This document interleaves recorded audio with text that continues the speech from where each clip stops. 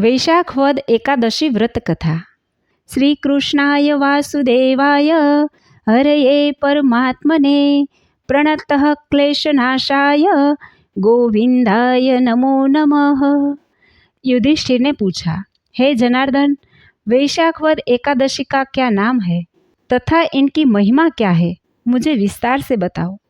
श्री कृष्ण ने कहा, हे राजन, आपने बहुत बढ़िया सवाल पूछा। वैशाख वद एकादशी का नाम अपरा है।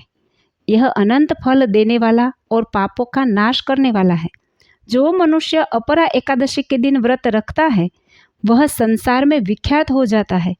ब्राह्मण हत्या, गोत्र का नाश करने वाला, गर्भपात करने वाला, निंदक, पर स्त्री गमन करने वाला भी अपरा व्रत लेने से शुद्ध हो जाता है।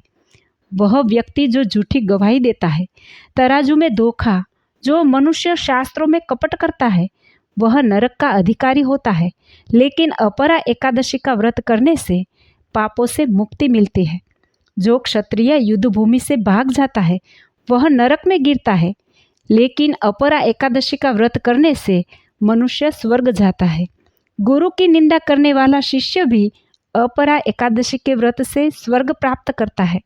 कार्तिक मास की पूर्णिमा को पुष्कर तीर्थ में स्नान करने से, मकर संक्रांति और माघ मास में प्रयाग में स्नान, शिवरात्रि के दिन काशी में व्रत, गया में पिंडदान, सिंह राशि में बृहस्पति होने पर गोदावरी में स्नान, कुंभ राशि में बृहस्पति होने पर केदारनाथ के दर्शन, सूर्य ग्रहण के दिन कुरुक्षेत्र में स्नान, ऊपर वर्णित कर्मों जैसे दान आदि से जो फल प्राप्त होता है वही फल मनुष्य को अपरा एकादशी का व्रत करने से मिलता है।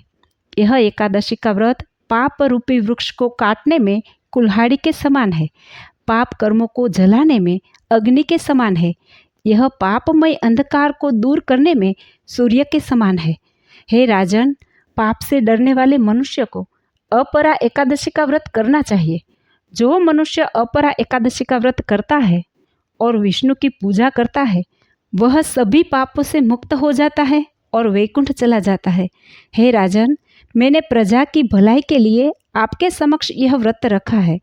इस कथा को पढ़ने या सुनने से मनुष्य सभी पापों से मुक्त हो जाता है।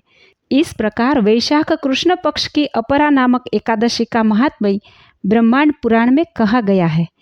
इति श्री ब्रह्मांड पुराणे वैशाख कृष्ण एकादश्या अपराणाख्याय महात्म्य संपूर्णम्।